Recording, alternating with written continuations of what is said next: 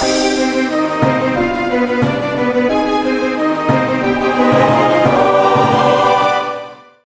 everybody, it's vanburman here, welcome back to another video, and today we're going to be doing the review for Cyberpunk 2077. I should start by saying this is supplemental to the review that's currently on the website at vanburman.com if you want to go and check it out in a bit more of a written format.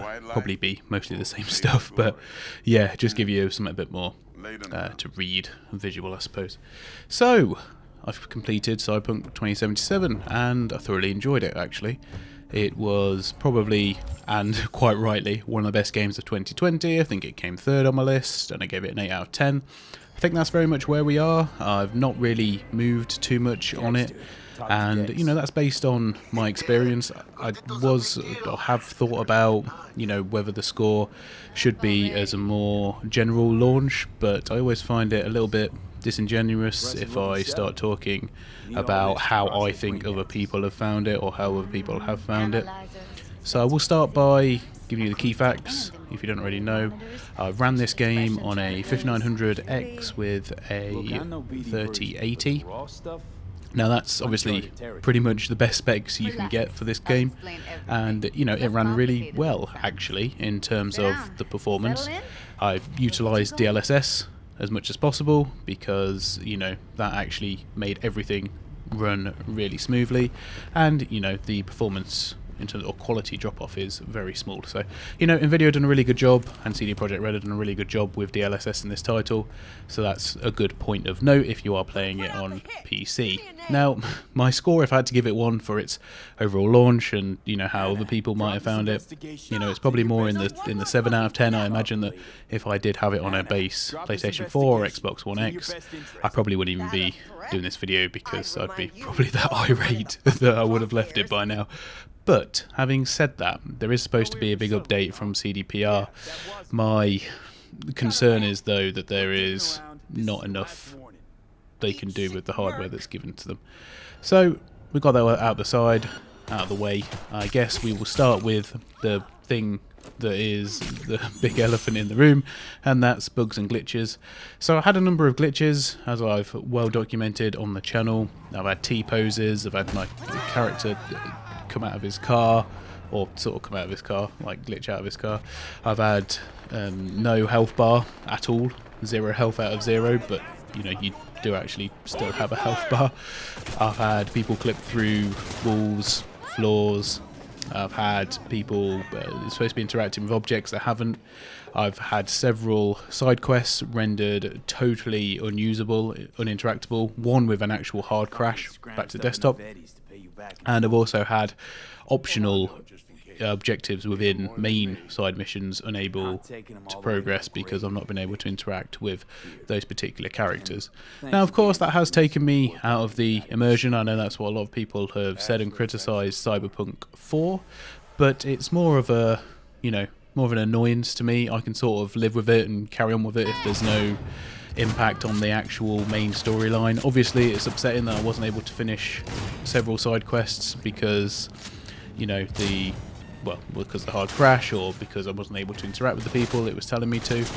And yeah, okay, I missed out on some lines of dialogue with a couple of, you know, secondary characters within the main quest. So yeah, all those things are not great, I must admit. I also had, this is another very minor thing, a flash of Polish text come up in the subtitles, and they were clearly speaking English.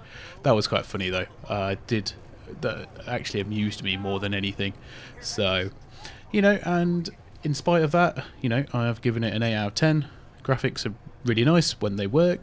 The storyline is actually really good, and I won't spoil really anything in this, but I quite like the fact that the ending and the progression towards the ending is very well balanced. It does give you a lot of freedom, actually. I tested that out myself. So if and when you get towards the end of the game, you will, I'm sure, find that out. And, you know, it's nice that the game doesn't really push you to think or necessarily feel a certain way. There were a few interactions, actually, that did, but in terms of, like, it got it right by the end of it. you know, when crunch time came, I suppose you could say. Oh, let's not mention crunch. Anyway, yeah, graphics really good. I can't really say too much about the soundtrack because I had all the copyright music turned off, so I don't know if it's a better game with it on. I will say though that one mission I was in a club and there was no music at all, and I presume that's because there was some copyrighted music in there, but it did make the place feel rather eerie as I was walking through as everyone else was dancing, and I was like, oh, okay, I think there's meant to be music here. So yeah, just one of them, but the general sounds and sound effects all pretty good. I don't think I noticed anything out of the ordinary with them. I think we can safely assume that that was done well. The voice acting is really good, although I don't think I made my V quite look like the voice actor, but that is what it is, I suppose. And, you know, there's a lot of very memorable characters in there. Judy, Panam, very big side plot characters. I suppose main quest as well characters. You know, both very memorable. I think it was a bit of a shame that the romance options were felt a little bit limited, I think, in terms of, you know, depending on what gender and voice type or body type you pick. So yeah, I'm surprised that it wasn't more seen as everyone being a bit more fluid, I guess. You know, you can romance pretty much whoever you want, but it's just the way it is in these games, I suppose. You know, people have their preferences and whatnot, but yeah, just my main overarching thought from that. Sorry. And, you know, it's really cool to try out the different stuff that is within the game. I did feel as though that many aspects were a little bit shallow and weren't quite as well fleshed out. I think it's a bit of a shame that, you know, you weren't able to shoot from vehicles, or there weren't more vehicle chases where you were involved with the shooting. I know some people might disagree with that, and all the cars and motorcycles pretty much felt the same. They all controlled okay. Once you get the knack of learning when to brake at the right time so you can drift around corners, it becomes a lot easier.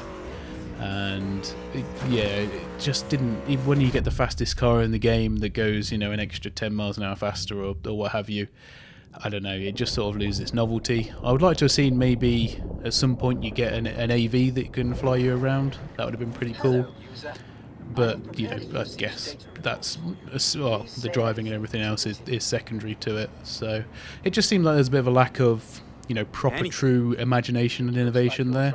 And I think that might sound like a minor thing, but it does speak out to the whole of the game. I can't think of anything that Cyberpunk did especially well that I haven't seen done in games before. And, you know, don't let that detract from it at all. You know, we're all very familiar with the mechanics and how stuff works. I think if you've played any of the Deus Ex games, for example, you'll definitely feel at home in the setting with a lot of the abilities as well. You know, the Mantis Claw is very similar to the, I can't remember what it's called, the blade in Deus Ex. I've played it, but I can't remember. You know, and there was a lot of vibes I was getting.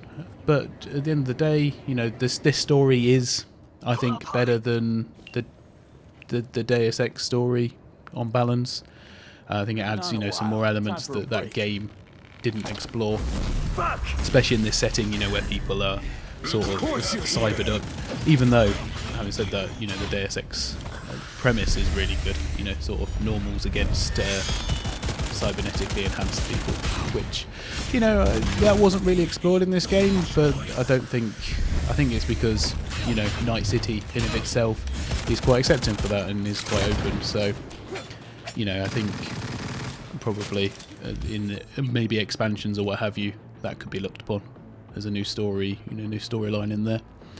Night City itself is big, you know, very wide, lots of open areas on the outskirts, and just everything feels a bit like window dressing. Not much feels as though it has any major substance. You know, you can tell when you turn up to places that you're not able to get into that they are there for a particular side mission, and most of the time they are. I'd completed some side quests before I'd even been given them because I decided to just infiltrate an opposing faction's, you know, base, and therefore I'd already completed it by the time I got asked to do it, and already had it in the already had the you know, the file or whatever in my inventory at the end. So yeah, that was probably one of the things that is a bit less intuitive, although I do find myself, you know, sneaking around and getting involved in stuff, not just in this game, in most games that I probably shouldn't do at the time. You know, it's always good to test the boundaries, especially with, you know, a CDPR game. You know, same thing in The Witcher as well, to be fair, to an extent. But yeah, you know, it's one of those where it looks really nice, and especially for the first bit where you're involved in the city and everything, and the politics and everything else, you know, you do really feel a part of it to start off with, and then it's obviously slowly dawns on you that it is pretty much just like every other open world game, which is a shame, because, you know, it's one of those ones that had the chance to do some things a bit differently, I feel, and yeah, sort of played it safe in a lot of respects. So, you know, overall, I can't not recommend the game. You know, as an RPG that gives you the chance to decide how you want your character to be, how you want them to influence and work around the characters that are with you. You know, there's no obvious choice or choices to make. There's not really any obvious dialogue choices to make, because people do act very flippantly in this, and a lot of the times it is ambiguous, which I quite enjoy. And, you know, I felt that at the time when I gave the game 3rd place on the Game of the Year and I gave it an 8 out of 10, it truly deserves that. And, you know, I think you can look no further really than this if you want to be able to pour a huge amount of time and energy into it.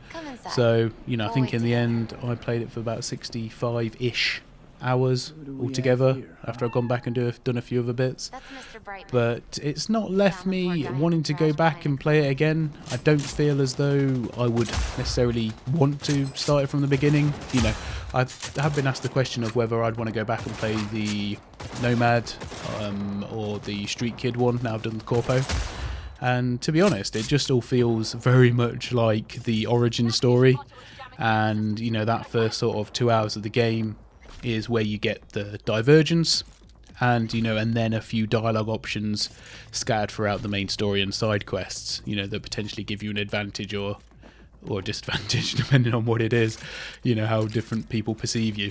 So yeah, I don't really feel as though I've got any desire to do that. I don't feel like I've got much desire to go back and, you know, try and really change the ending at all. I was quite satisfied with how it ended and how it fit together. And, you know, from that, it's well worth your time, but I feel as though you should be pre-armed, pre-warned before you go in, that the game isn't, but it's not perfect. It will have issues no matter what you play it on, and that's just in terms of bugs and glitches, and, you know, some stuff doesn't quite make sense within the world, but makes sense from a game mechanics point of view. Like, for example, if you've got the police chasing you and you go into a save area or start a mission, then instantly you've lost the police. And I think, you know, there's a certain naivety that CD Projekt Red have had in their implementation of the open world game, you know, which perhaps, you know, is and exists within GTA itself, because it's obviously very sort of similar overall settings, but, you know, GTA done it a lot better, I think, in many regards, or have done previously. I've not played a huge amount of GTA 5, I must say, but yeah, it definitely, you know, feels quite amateur in some respects. I wouldn't call the game amateur though. It's just that, you know, in those certain scenarios, it's not as good as it could be. And, you know, when you add up those issues all together, and, you know, you come out with a result, then, you know, to me that makes it a great game. Not the game of the year, and, you know, definitely, you know, not worth the hype it was given. But I am looking forward to seeing what type of DLC comes out for it, because I imagine, you know, CD Projekt Red have, you know, really well supported The Witcher in terms of its DLC and expansions, and it'd be really good to see what they decide to do with Cyberpunk. There's many different ways they can go down in terms of, like, the corporations, or, like I say, in terms of a new storyline or something like that. Maybe even a new character. You know, I don't know. It will, but yeah, I'll be looking forward to playing it. Hopefully by that time as well, these, you know, minor issues that can be resolved will be. I really don't see how, you know, some of the some of the other, I don't know, glitches, I guess, or things that don't make sense in the world, like the cops thing. How that gets resolved, how they do that. I don't know, it'd be interesting to see if they do try and tackle that. But yeah, just my observations. Anyway, I hope you enjoyed it, and as I say, feel free to check it out. Also, feel free to check out the written review if you want perhaps a bit more insight or my general ramblings into maybe more specifics of this video. But yeah, I thoroughly enjoyed my time. I don't regret it. Yeah, like I say, I'd recommend it. Thanks for watching all, and I'll see you all on the next one. Bye for now.